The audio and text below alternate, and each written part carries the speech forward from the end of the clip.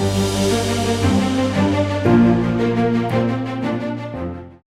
am having three guests today who will be offering their perspective on the book by Seth Godin, The Dip.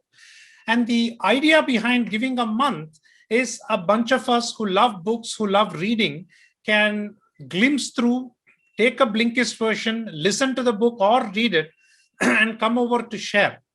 So the three panelists here are external seeders, and we will continue to bring them for the next 3-4 meetings until it is seeded well enough that some of our members jump in. And that is what the book discussion forum is all about. We have had a bunch of trials. In fact, the three panelists that I've invited are from a book club called the Bookies, where we meet every Friday, 9 to 10, and discuss, question, and write, talk a lot about books. And I'm going to share a screen a bit later in terms of how many books we have reviewed, what is the format that we use.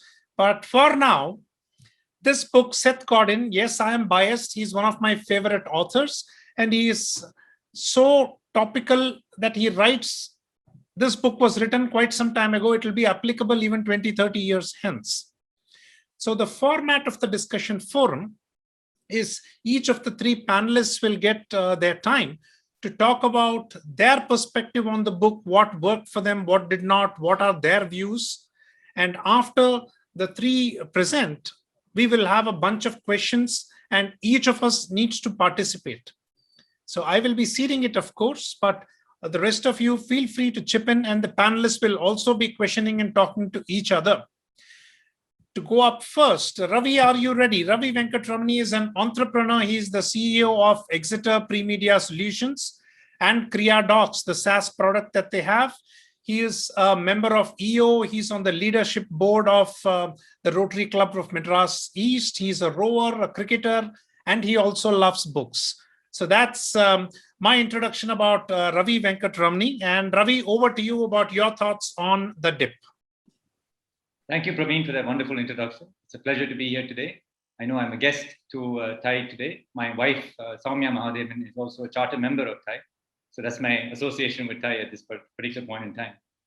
So yeah, about this particular book, Dip, I have to say that the first good piece of news about this book is it's a very short read, but it is an amazing read. It talks about a very simple concept. In fact, the author says, hey, we're talking about what it takes to be successful. And it's such a simple idea, just persist. But it's so simple that most of us seem to lose steam just when we need to persevere. And so what Seth Godin does, he starts to illustrate this concept in terms of various examples about how it's so important to become number one at something. And unlike earlier in the day where hey, you had to be a lawyer or an engineer or a doctor, and you had to be the best doctor, the best lawyer, the best engineer. Now there's a lot more areas where you could be best at. There's so many different micro markets. You could be the best trumpeter, you could be the best guitar player, you could be the best Gotavadium player, and so on. So there's so many different specialties that are there. So you need to then pick what it is that you're going to be really good at and what you're prepared to persevere at.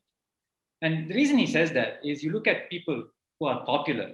People are popular because they persevered and got so good that there's very few of them who can do that skill or do that particular art the way they can. And just take that in mind. So you take Apple. Apple has perfected the art of the consumer device. They haven't perfected the iPhone. They haven't perfected the computer. They've perfected the art of the consumer device.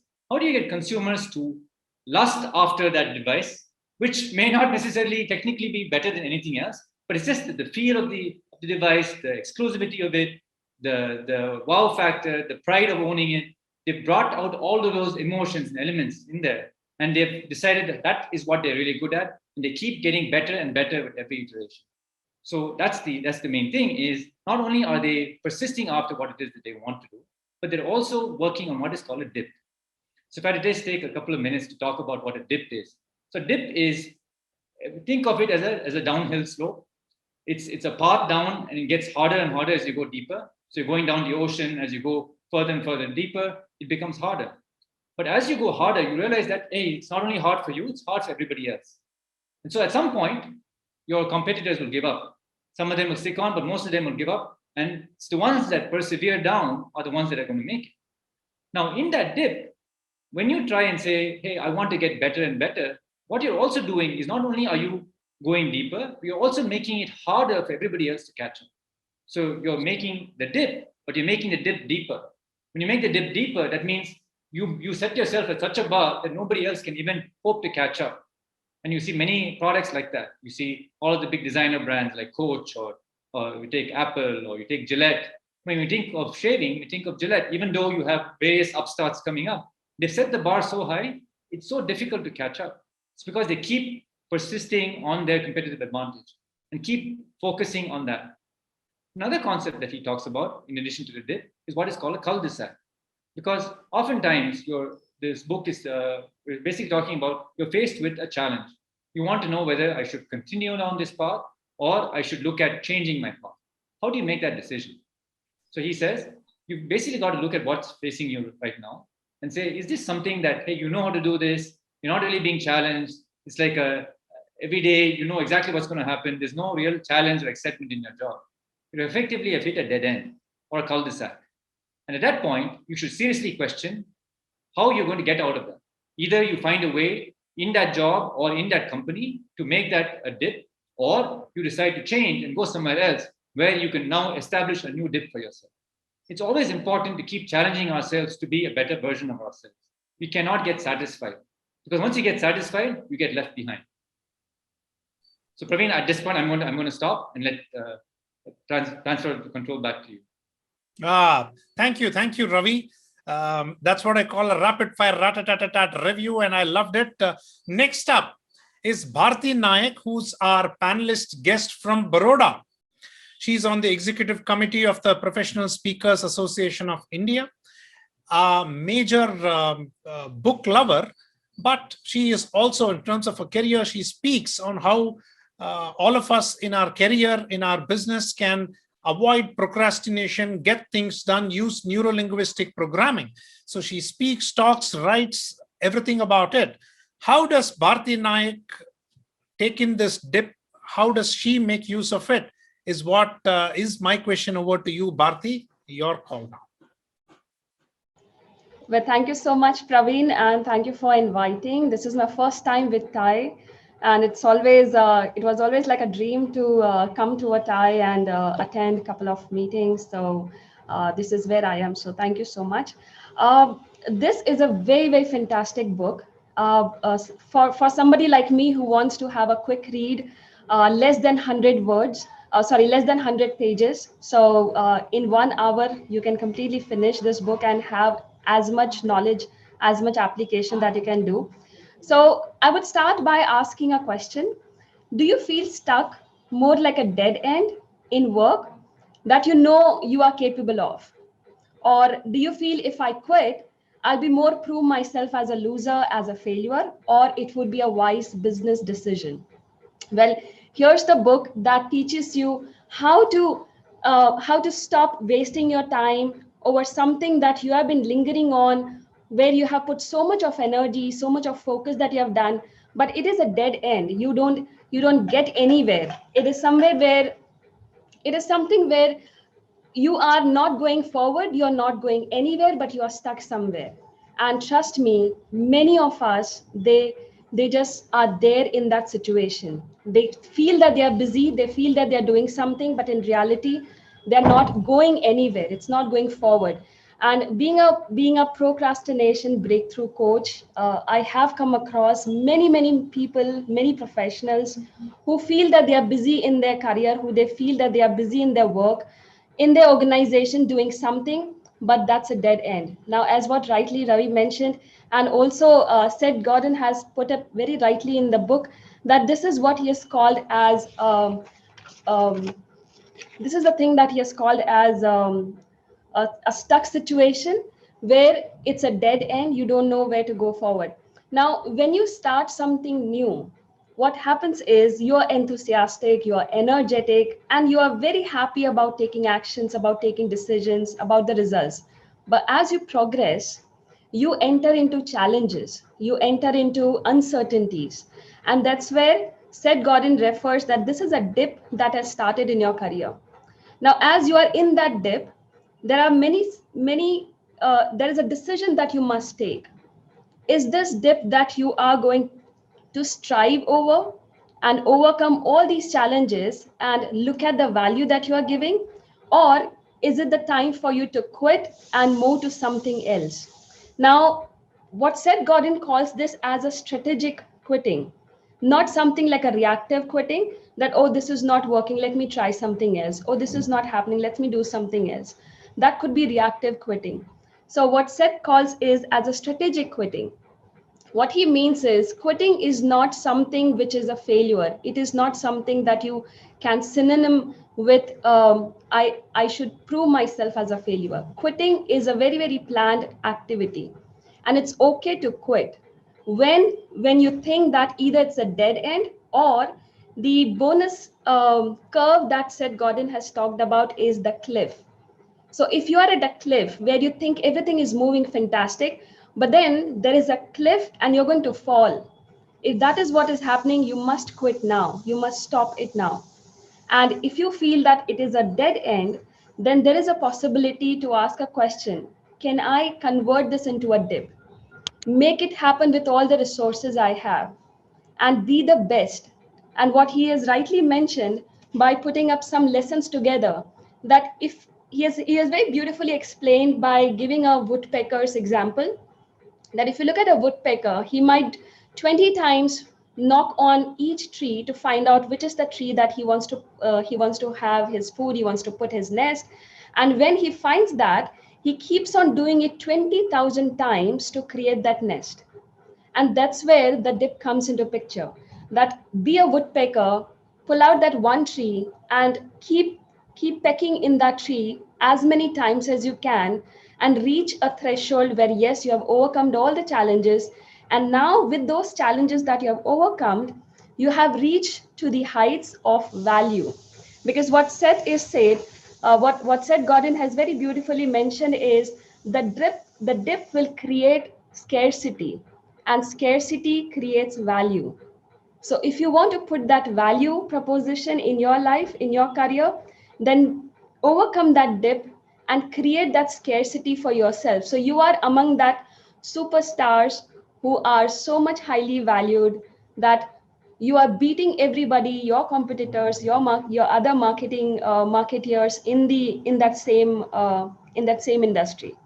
So are you that person who's ready to go through this dip, strive and go to that pinnacle, or you are somebody who would wants to still be at a mediocre level, who still be want to be satisfied and say it's okay? What Seth is saying that it's not okay. It requires hard efforts. And he has also very nicely mentioned about one example where he said, who say that it's easy to pick things. And he said that in the school, we are being taught that when you have multiple questions to cover in the exam, what was taught to us that pick up those questions which are easy and you answer those easy questions, leave the difficult part. Where the superstars or few of people who are focusing on excellence, they don't have a choice to get over those difficult things. For them, it's not a choice. They can't get over those difficult questions. They want the answers of those difficult questions and then move to the excellence. So you need to have that reality in place that, yes, if I want to overcome and strive, I need to go through that hard efforts and cover that dip. And then he said that if you want to be at the top, you need to be focused at one thing. You can't diversify when you're at the top. Otherwise, either it will go to the cliff or it will go to a stuck situation. So you need to be absolutely focused when you're at the top. And that's where he said that in the school, we all were taught that if you're all-rounder in so many subjects, in so many extracurricular activities, we used to get thumbs up. Whereas as when we became adult, we value and reward people who are specialists. We value and reward people who are excellent in one particular area. So if we want to go to any, say, if you're traveling and going to any place, we look for which is the best place to visit, what is the best restaurant to visit. So we always look for something that is best. Now, if that is what our outlook and our decision is, then why not for our careers? Why not for our life? And that's what Seth Godin has talked about.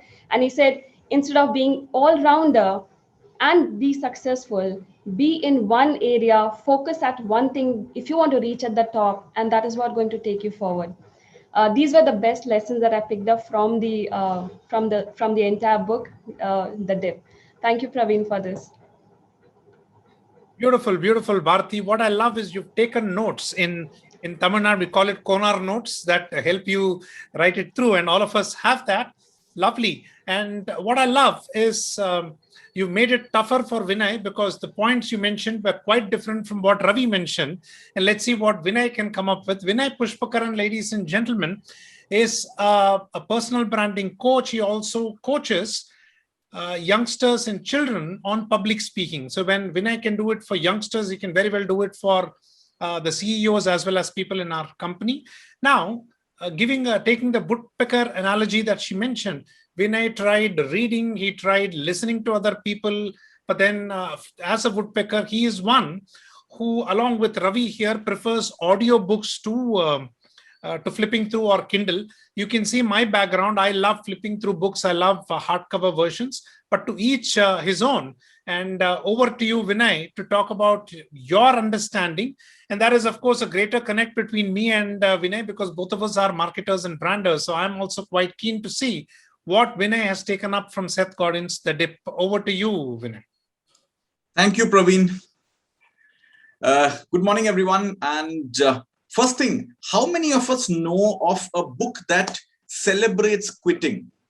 Not too many books.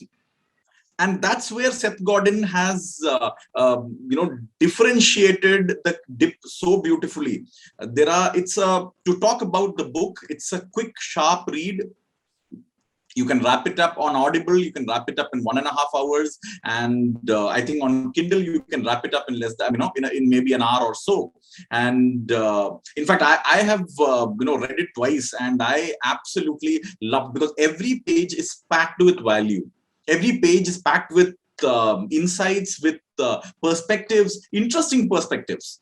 And there is something very unique about this book. This book does not give solutions to you on a platter.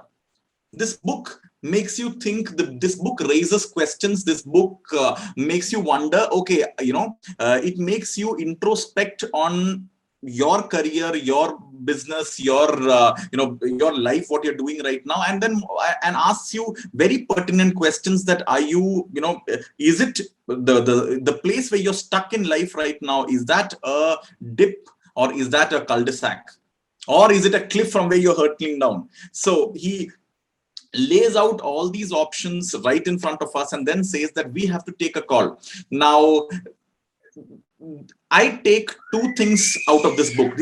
My top two takeaways from this book. The first takeaway is be the best in your world. Now here, be the best is not the key thing. Your world is the key thing. Because the world itself is a very subjective term. And who decides what's your world? Do you decide what's your world? No, not really. The person whom you are serving decides what's your world. In fact, there is one sentence in the book which in fact, the moment I heard that, I reheard that, I actually noted it down, and it just resonated so much with me, because as a marketer, this word captures the essence of a lot of the work that I do. Anyone who's going to hire you, buy from you, recommend you, vote for you, or do what you want to them is going to wonder if you are the best choice for them. Are you the best choice for them?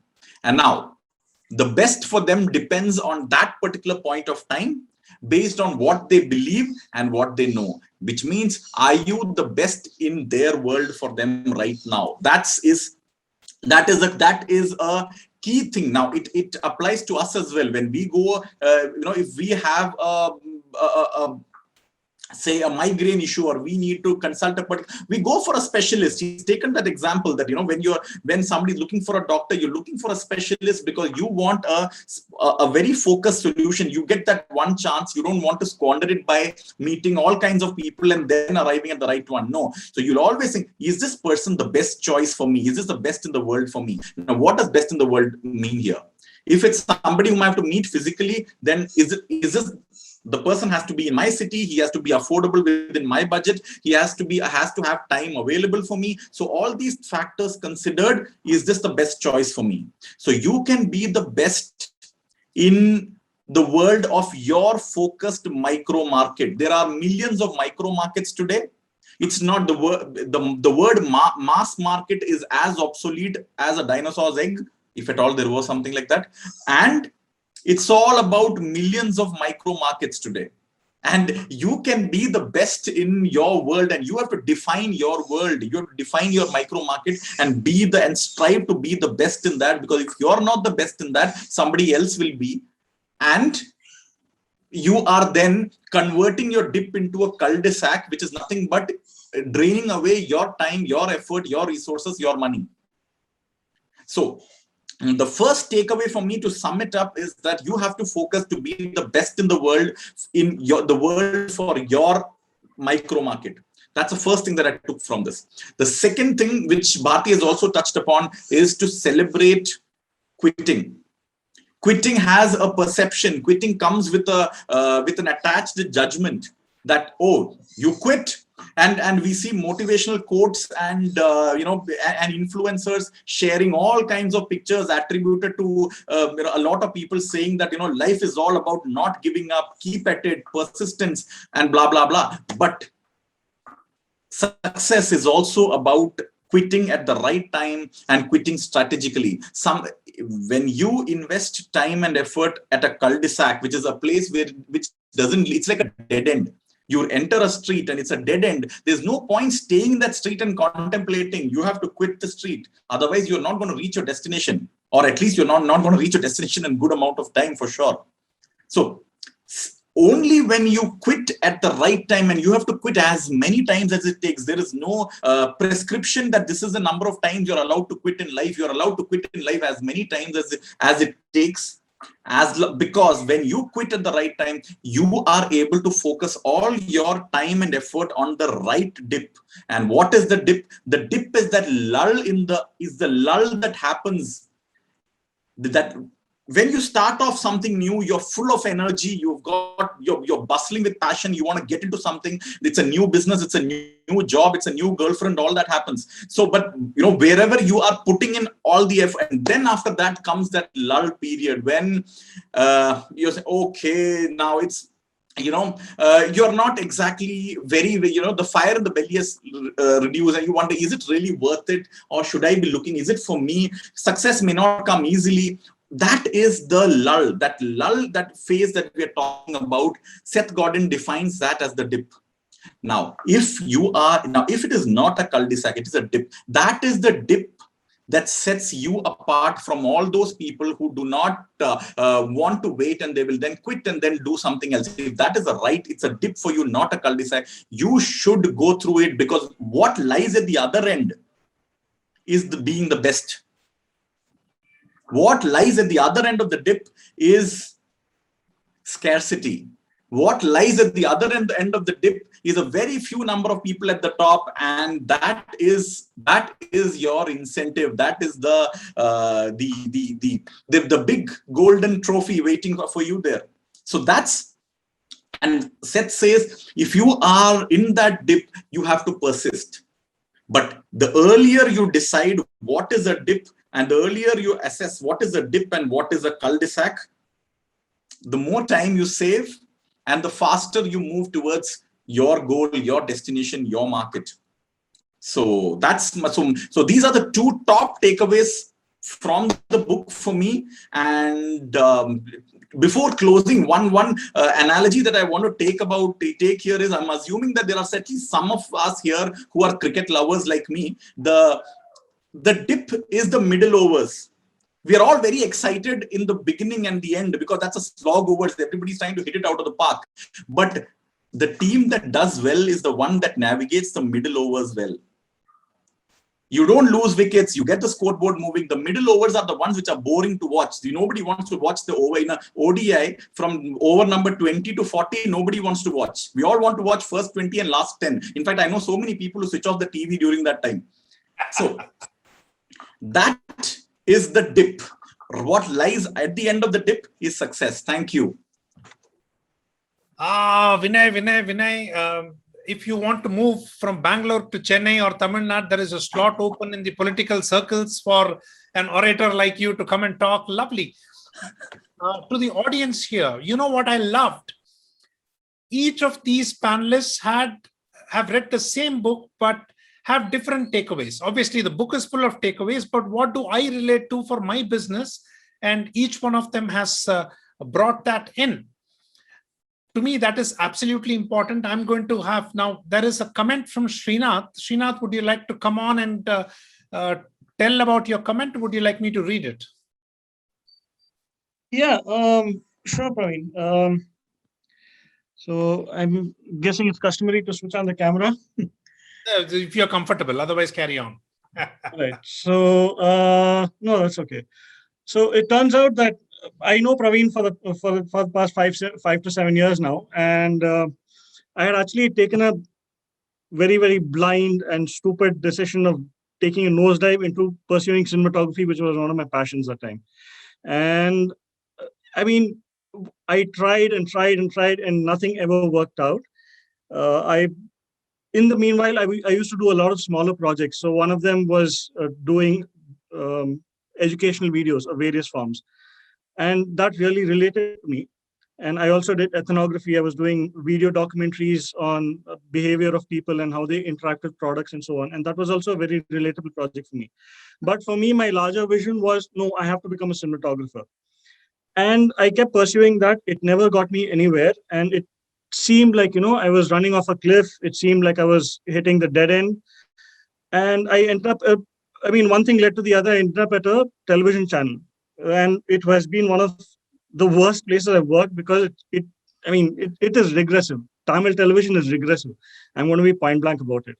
And that's when I felt the most dejected in life. I felt, okay, I have tried so much. I'm not getting anywhere. This is an absolute waste of time. I'm just going to call it quits, right? And that's when it occurred to me that, wait, educational videos are the thing right now, right? EdTech is a booming industry. And I figured that I have experience in educational videos. I have done various types of educational videos. I've dealt with kids. I've dealt with adults. Why not try there? And I refocused my energies, and I got myself a job at Byju's. Now, unfortunately, what happened was, as I was going to join Byju's, the lockdown happened in 2020, and I lost that opportunity. So I figured, okay, fine, let's just press on, see what happens. And I was reading TechCrunch. I read about the company that I'm working right now, and I shot off an email saying, boss, I'm a post-production guru. I can create videos. If you're looking for someone, let me know. And within 2 hours of writing the email, they said, yes, we are interested. I spoke to the founders, I spoke to the HR, and I was in. And from there, it's been only an uphill ride for me. I'm managing their entire production line. I've started a new YouTube channel for them where I myself am hosting the videos. I'm talking about science and technology over there, where we kind of, taken really complex subjects in science and engineering, and we kind of make it more approachable for people who are only interested in science, but they don't kind of, understand the technicalities of it. So I'm doing a whole lot of things over here. So what seemed like a cul-de-sac, what seemed like the dead end, and what seemed like a cliff was actually the dip. And believe me, I didn't realize that until I read the book yesterday, and I'm only halfway through it. I've not even finished it. So I think that's why I was telling Pravin earlier in the meeting, that the dip was the topic of the book seemed really relatable. So I thought, okay, let me come back. And I used to be a part of TiE, but when I fell off the cliff, and when what seemed to be the cliff, and my energies were so focused on getting things right, I kind of, disconnected from everything around me. So it feels good to be back, and it feels reassuring that, okay, I was part of a dip. It was a larger scheme of things, which I wasn't aware of. Oh, lovely. Thank you, Srinath, for coming and sharing it. All the best. Finish the book. We'll help you get through the dip. And Thank you. Lovely. Ranga, you had a comment or a question? Yeah, sorry. I came into this without reading the book, so I don't know if that is a process. This is the first time I'm attending, so I think so. So in a sense, that it is better that I didn't read. I'll go back and read now. So the question I had was, who's the targeted audience for this book or this strategy? And what is the maturity level that is required? Is it for professionals or people with certain amount of maturity? The reason I'm saying this is that there are two contradicting parts, right? One side you say the woodpecker has to pick 20,000 times to become a specialist. So 20,000 is an awful lot of time. It takes time, and for all you know, you might find the right inspiration, the right method to pick it, and the 18,000th pick. On the other hand, if you're not doing well and if this is not driving you, you quit and all that. And take for example, youngsters that I deal with, including my sons. For them, they decide in 3 weeks that this is not for me. Whereas I would have decided something after about 5 years or 6 years. Okay, so who's this audience, and is there a contradiction between picking 20,000 times and actually quitting and moving on? I mean, I didn't read the book, so I don't know if there are any answers to that. Right. Thank you, Ranga. But let me first address the question. It's okay if you, all you attendees and listeners have not read the book, because the idea itself is for this book discussion is to spur thoughts. So absolutely fine. Some can just come in to listen. Some can share comments or experiences. But we are in the middle overs, and my job as the moderator is to take a quick single and pass it on to the cricketer here, Ravi, to answer the question, followed by either Bharti or Vinay. So Ravi, over to you to answer Ranga's question. Thank you, Pravin. Great question, Ranga. I think it's the question about who this book is for. I think it is really for anybody who's a professional. It could be a student. It could be somebody who's running a business. It's really for everyone. And the key thing that he's trying to get at is that you've got to ask yourself and also know that the universe demands that you need to become the best at something. The universe has given you a certain set of talents, and they expect you to follow through and go down that path. Now, do you have the grit to follow down that path? And how do you build that grit? Why should you build that grit? How do you know that there is light at the end of the tunnel? He gave a great example, and especially relevant for me right now because I'm looking at growing sales for my organization. He says when you build a product, you take any big product, let's take Gmail, for instance. When they first came out with it, they didn't have as many customers. They didn't have as many people using it. And they knew it was going to be a slow grind to get to the top. But they knew also, while doing so, that yes, getting a customer on board was like scaling a wall. Yes, you could scale a wall in 2 or 3 tries, but you scale a wall. Once you get them, then you scale the next wall. But when you try and say you want to get your product into maturity and you want to get a lot of people on board, it is not about scaling a higher and higher wall. It is about scaling a hill, which is a series. So each time you get on top of a wall, the next wall is slightly easier.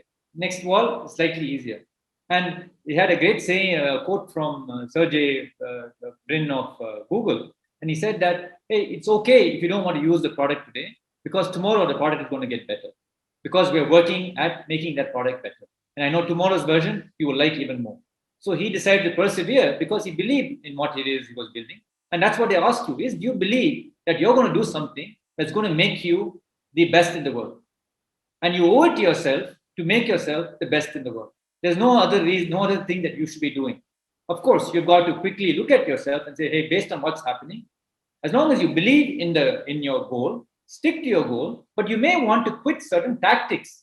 For instance, let's say I'm going about getting sales by going to fairs or paying salespeople to travel the world and so on. And if those things aren't working, then feel free to change your tactics. Quit the tactics. Don't quit the goal.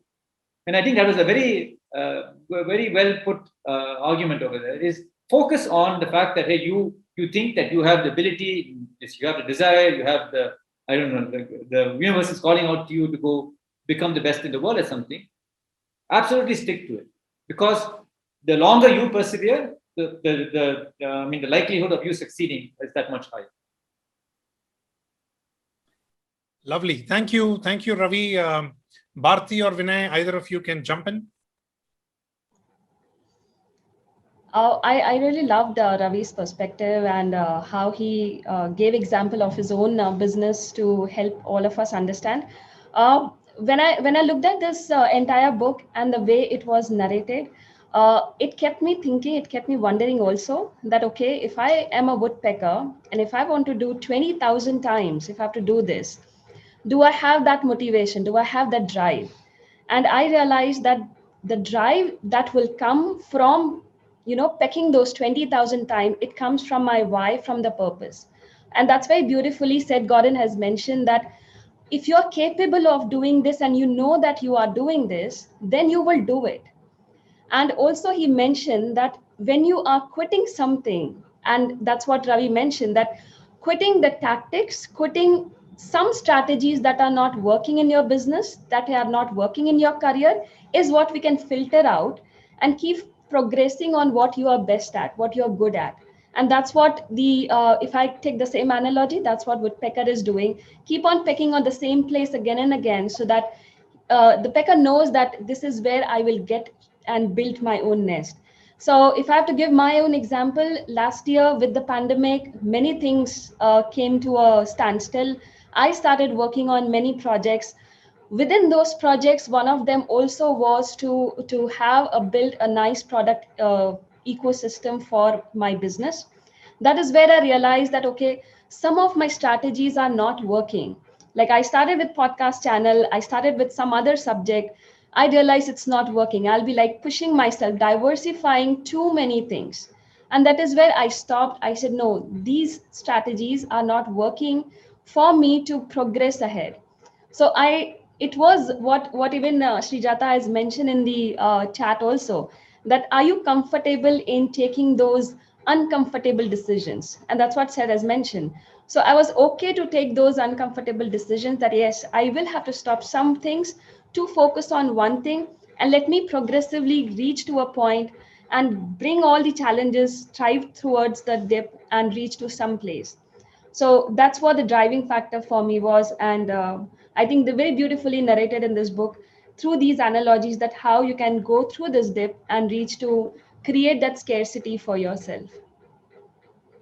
Thank you, Bharti. Srijata, you had put in a comment in the chat. May I invite you to come on and ask the question or the comment to the panelists and the rest of us here? Sure, Pravin. Sorry, I can't switch on my camera. I'm in a very messy place right now, but you can hear my voice loud and clear, I hope. So, yeah. So, I mean, the reason the sentence that I put out, I loved it, is it's easier to be mediocre than it is to confront reality and quit. Why do I say it? Let me give you my own analogy. I was a corporate employee for as long as 10 years. I was comfortable sitting in a cushy job. When I was talking about cricket analogy, let me tell you, I used to work for ESPN Cricinfo. So cricket was my life. Cricket was my work. Cricket was everything to me, right? So in that cushy job, in that space for 10 years, and then suddenly I hit a dead end.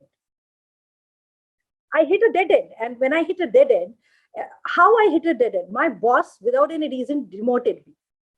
She just went ahead and demoted me. I didn't know what to do at that point in time, and quitting seemed to be the right thing to do from that organization. But I felt it was a dead end because I was enjoying that place. I was enjoying my work, etc., etc. I went ahead and quit, and still I was in that dead end. So I went back, asked myself a lot of uncomfortable questions. I refused to be a mediocre. I refused to be settling in that space. So then I decided that to hell with corporate jobs, let me start my own and let me become an entrepreneur. And mind you, I'm the first generation entrepreneur in my entire extended family. So the only motivation that I had was because I was in Bangalore, I would find an entrepreneur if I just throw a stone. So I could have had, suggestions and mentoring from anyone and everyone around me. So that was my only motivation. I started and terribly failed in my first venture. So much so that I had to close it down. I hit another dead end.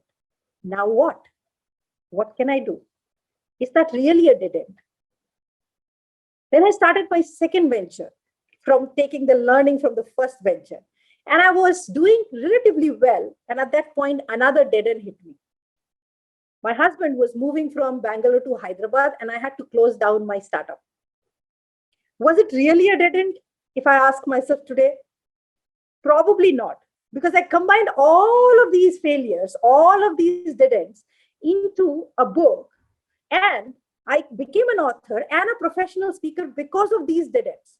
So are these really dead ends, or are these really dips that took me to higher successes? Those were the uncomfortable questions that I asked at that right point in time, and took those uncomfortable decisions. And finally, where am I now? So seeing that all, now after reading the book, I realized probably those were not dead ends. They were probably dips. And they could have been dips if I didn't see an option to convert. I mean, they could have been dead end if I didn't have seen an option to convert them into a dip. Because I converted them into a dip, today I do what I do. This is why I said this is a sentence that really hit me. Thank you for bringing me up, Pravin. Back to you.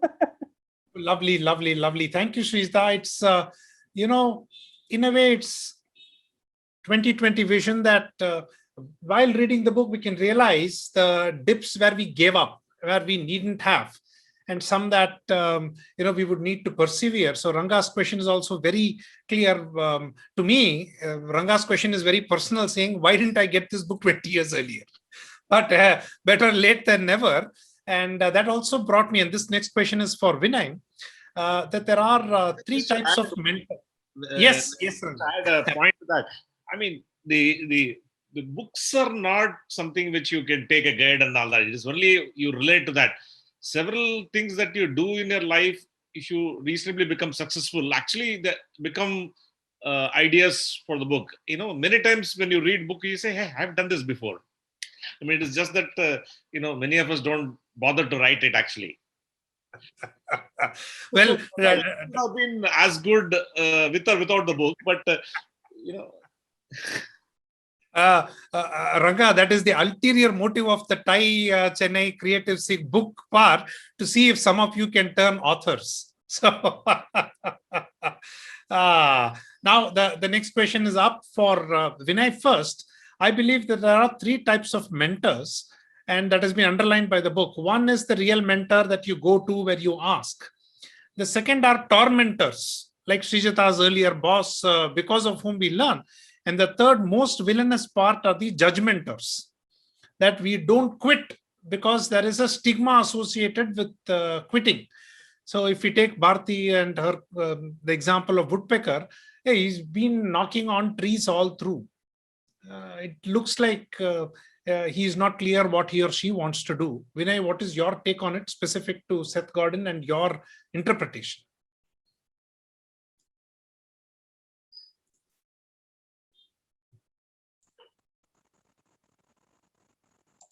Yeah, so before I address this one, I also want to take a cue from what Ranga mentioned earlier about the woodpecker going for the 20,000 pecks and all, and then later on we realize hindsight is one thing. Hindsight is a bald man's poem.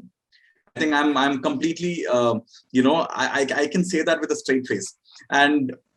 But this book attempts, or rather I will say this book makes a very honest attempt to make sure that we get that hindsight a few steps before.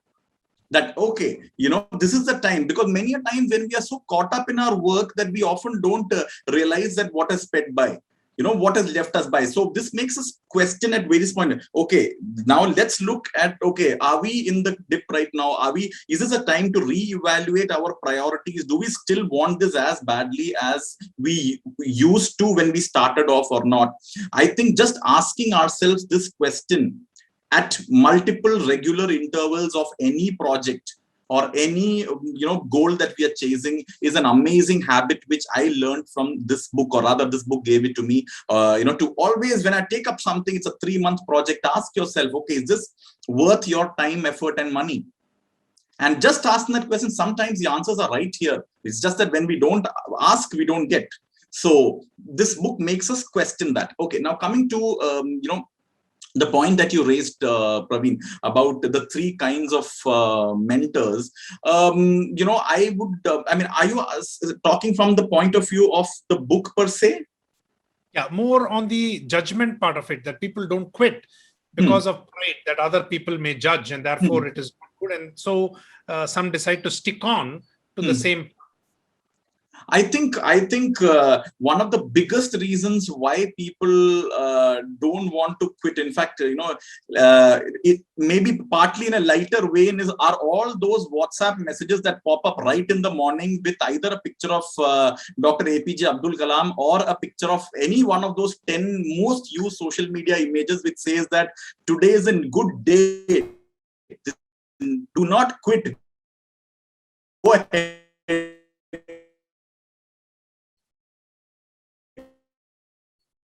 Go ahead. And then that, and they, but what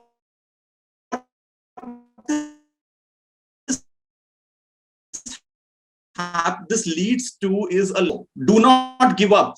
So that judgment part is a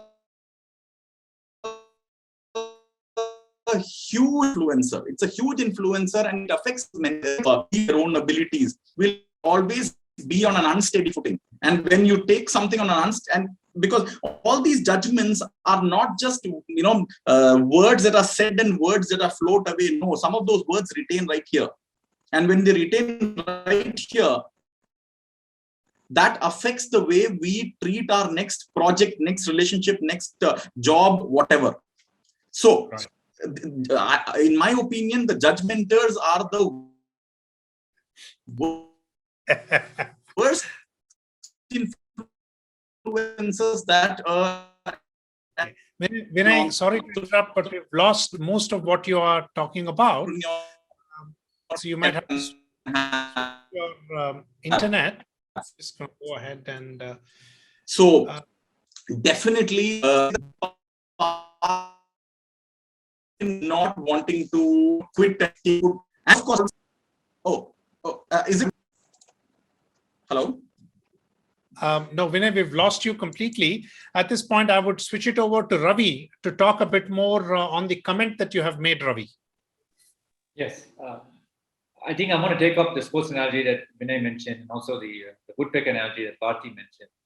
It's all talking about perseverance, right? So when you take, we're now right in the middle of Olympics, you see all these athletes coming in and putting in their best work, and especially in archery and shooting, they have to be perfect almost every time to win. And you wonder, hey, how do they get there? How do they realize that it's so important to hit that 10 every time? It's not okay to be a 9. It's not okay to be an 8. You've got to hit that 10 every time. And this is where you start to realize, and sports world is very good at that, is every great athlete has a set of coaches that push them to that level.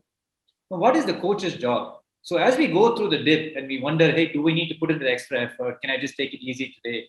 Why do I need to be number one? And all of this. This is where the set of people around you who are coaching you, who are guiding you, become so important, because they are basically helping you see something that you don't see quite yourself. And this could be because of their own experiences. It could be about them seeing something in you that you haven't seen yourself. And these coaches and mentors are the ones that are going to guide you through this dip. It could be your peers, it could be your colleagues, or it could be somebody who you've identified as a coach or a mentor. And I think this is the part that probably in this book, Seth Godin doesn't talk about. But I think you've also got to look for those people. Who are those people who are going to guide you as you're going through that dip and say, hey, yeah, I think you guys you're on the right path, persevere. Not to necessarily tell you what to do, but basically say, hey, whatever you're doing, keep doing more of it. And basically, and also helping answer the questions that you have. I think this is where we tend to quit, is because if we don't have enough people to discuss what it is that we're going through, or you're stuck and you don't know how to get out of it. I think the best thing we can do is to network, find those mentors, find those people who you can talk to, and get that confidence, get that energy boost to keep on that tip. And I think that's my biggest learning. And I think for me is just find a way to get somebody to help you through that, because we're all going to be facing challenges. We all have demons in our mind that tells us, no, I think the other well looks better. Or like they had a good example in the book about, supermarket. There's 3 different lines. And you say, hey, okay, one line is short. Okay, I'll join that. But then you see another line opening up, then you jump there. And you guess what? The guy before you has got a big cart in front of him. So it's about knowing that, hey, experience teaches you that, a coach teaches you that, but use all that experience and coaching to stick to the path. And I would like to just stress on that. Coaches and mentors will help you see you through the thing. Beautiful. Thank you, Ravi. And Ranga, the king of one-liners out here, absolutely. So when people call me and say, Pravin, can you give a motivational talk? I said, no, people are already heavily motivated. I can demotivate them a little bit if you want. At this point, there is a segue. I need to show you a sample of what we do in the Bookies Club. This is a separate club which is for TiE entrepreneurs and mentors. So I'm just going to go ahead and share a particular screen.